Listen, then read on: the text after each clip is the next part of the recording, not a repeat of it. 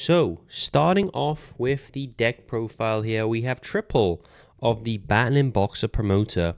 Now, he is the heart and soul of this variant of the deck. I may add, this is a pure Battlin Boxer deck, and there's a few reasons why I chose to do that. One, because Battlin Boxer Promoter I feel is a fantastic card, but locks you into Battlin Boxers specifically with any three of his effects.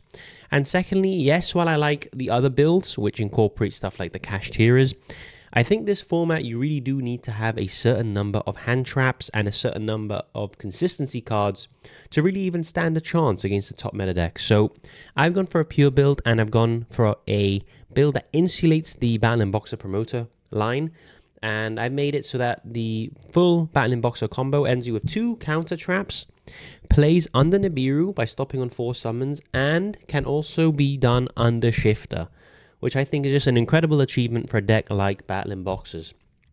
So let me explain to you what Battlin Boxer Promoter actually does.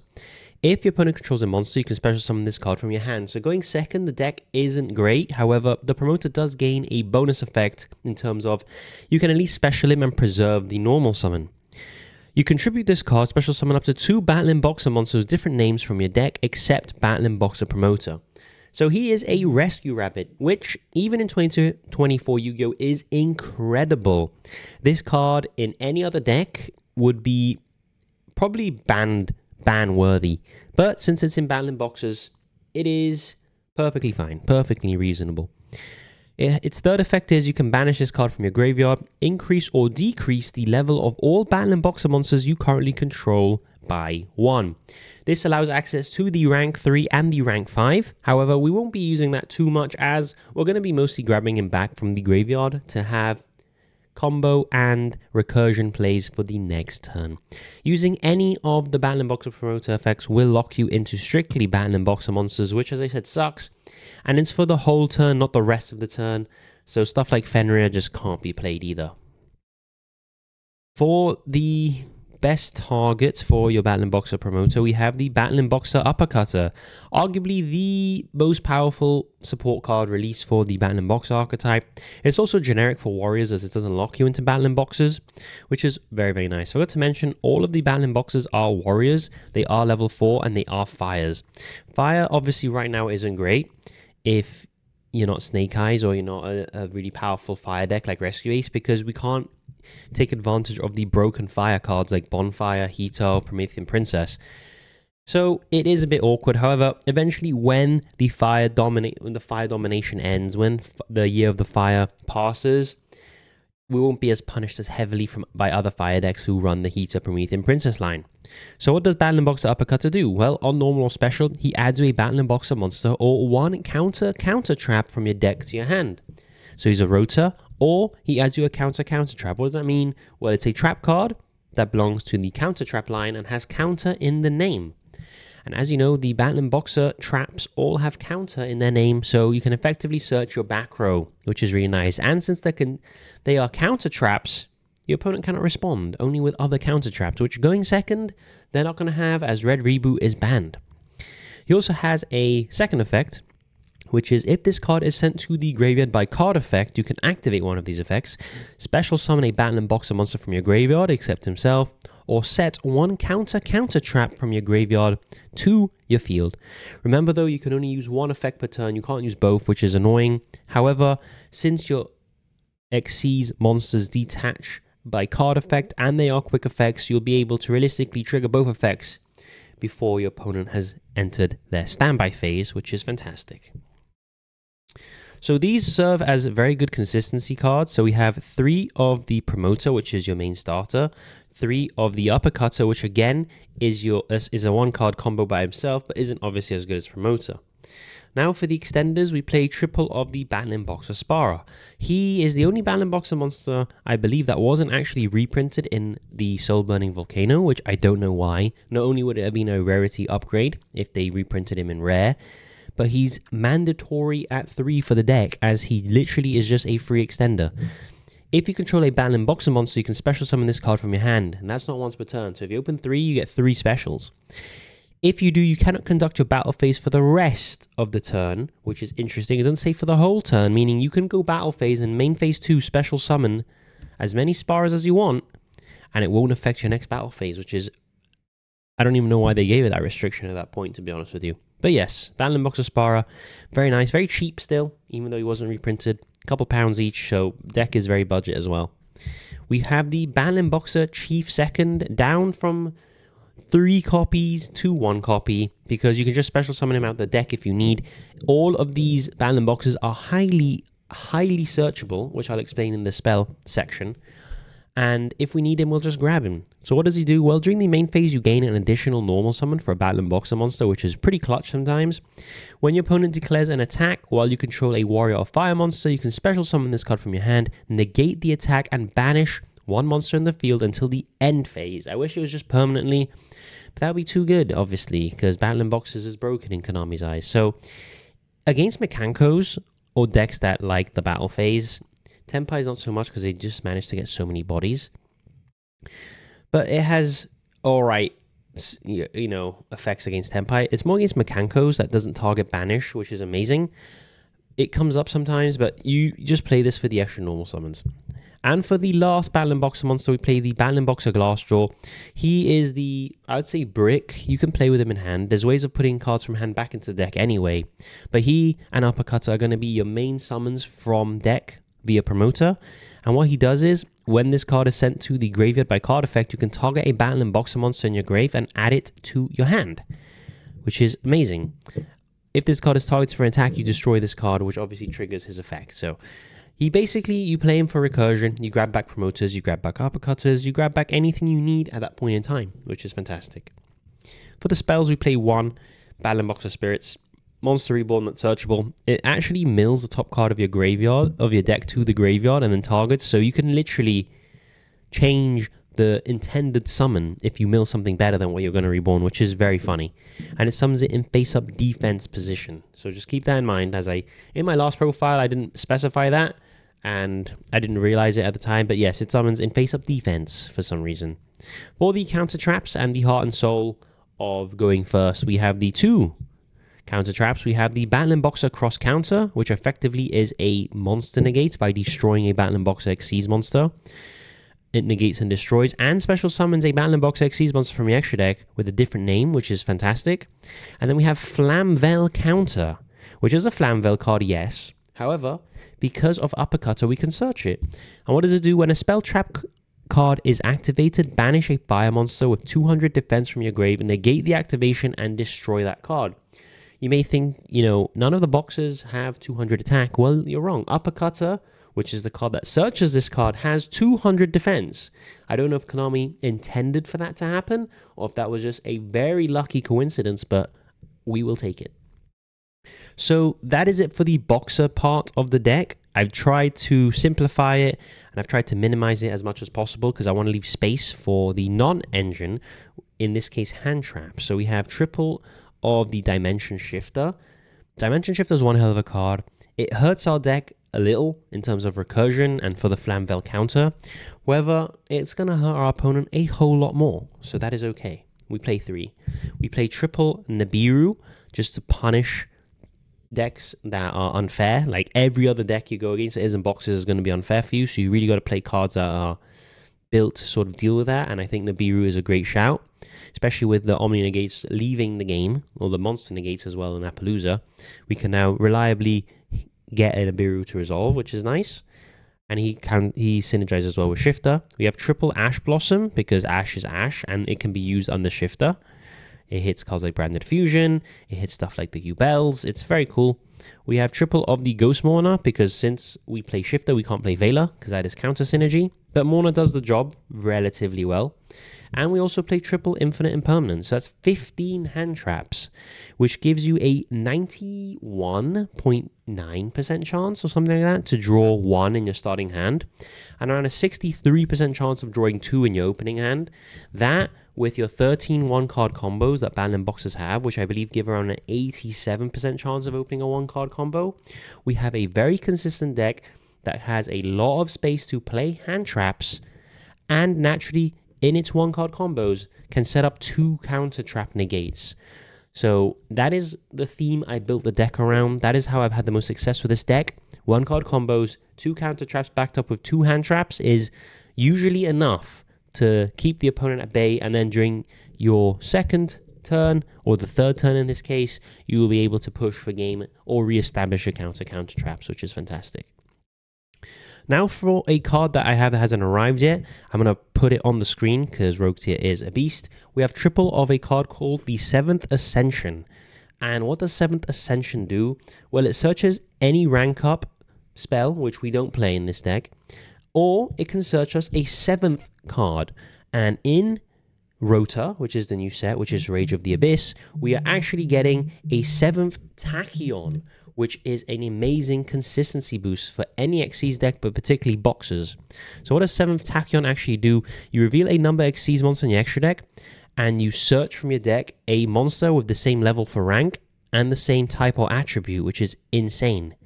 And Battlin boxes naturally have a number monster between 101 and 107, so it's literally just a free consistency boost. So we have triple Promoter, triple Uppercutter, 1 Reinforcements of the Army, which is right here, triple 7th Ascension, and triple 7th Tachyon that all resolve our 1-card combo. So you can see why the deck is just so consistent. Speaking of Rota, because this is a warrior deck and they're all level 4s.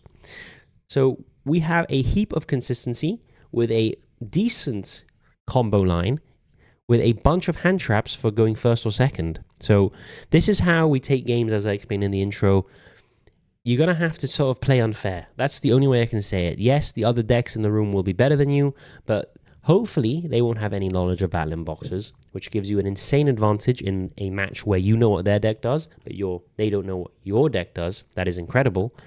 And also just the fact that you have played 15 hand traps is enough on its own to just stun a lot of even the tier 1 decks. If you open like 2 to 3 hand traps, even Snake Eyes will struggle establishing any kind of board through that, which is really nice. To insulate our combos as Promoter is a big choke point. Triple Crossout Designator. This allows us to hit Nibiru. This allows us to hit Shifter if we don't want to be shifted. This allows us to hit Morna. This allows us to hit Imperm, which is fantastic. So between Dimensional Shifter and Crossout Designator, we can effectively protect ourselves from every important, or in this case valid, hand trap that would stop our Promoter or any part of a Battlin boxer combo. So if they want to do Vela or Droll, we have Shifter. If they do anything else, like Imperm or Ash, we have Crossout, which is fantastic. And we naturally play under Nibiru anyway, so we never need to waste a Crossout on Nibiru. And for the last card, the 40th card, we have 1 Call by the Grave, again, to try and insulate your combos.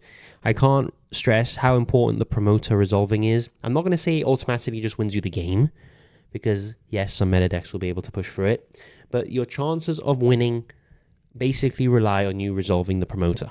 So that is why it is so important we play triple Crossout and 1 Call by. If you weren't locked into Battlin boxes, I'd play Instant Fusion and I'd play the Millenniumized Restrict as well. But we can't because we're Battlin boxer locked. So this is the maximum amount of hand trap protection we can play that is interactive, unlike triple tack, which would have to be hand trapped and then look at their hand, which at that point we've wasted our normal and we haven't got a way to extend. So not very good in this deck. So that is the main deck. 40 cards for maximum consistency, 13 starters, 15 hand traps, 5 flex spots. Let's now move on to the extra deck.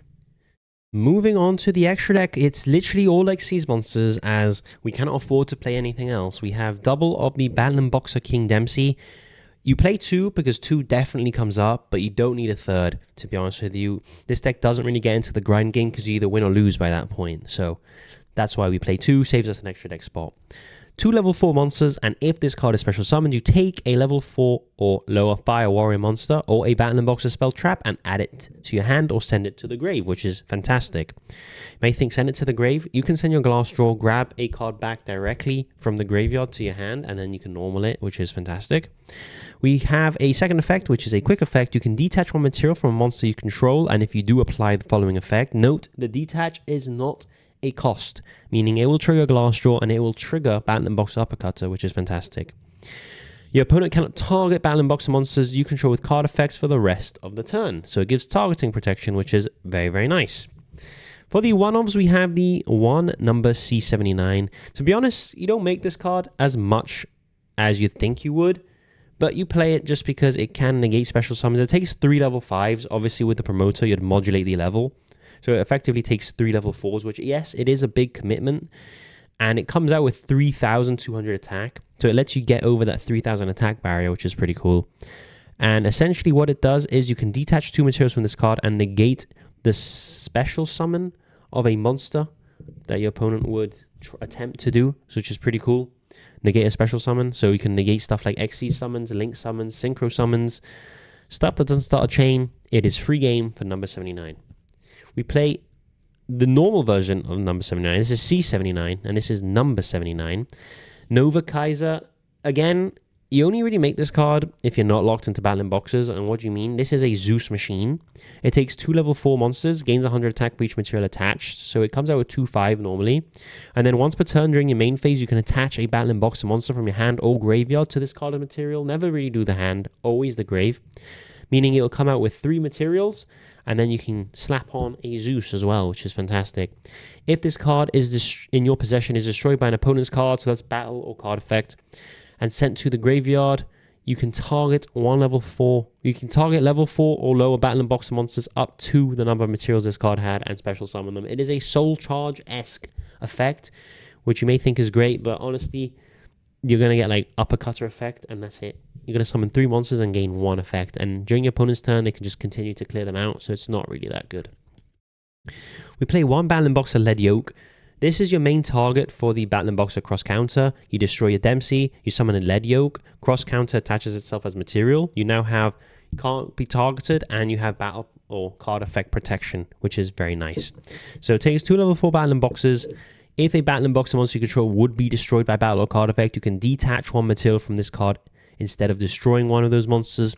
And if a material is detached from this card, it permanently gains 800 attack, making it just a permanent 3k beat stick, which is pretty nice. And for the 7th Tachyon target, we play number 105 Battlin boxer Star Cestus. Never really summon him because we just have him in there to allow us to search any of our Battlin boxers. But I'll read you his effect anyway. It takes 3 level 4 monsters once per chain during the battle step. If your Battlin boxer monster battles an opponent's monster, quick effect, you can detach 1 material from this card, negate the effects of that opponent's monster while it's face up until the end of the turn. That monster you control cannot be destroyed by that battle. Also, your opponent takes any battle damage you would have taken from that battle. So this is really cool if you give your opponent a massive Nibiru token.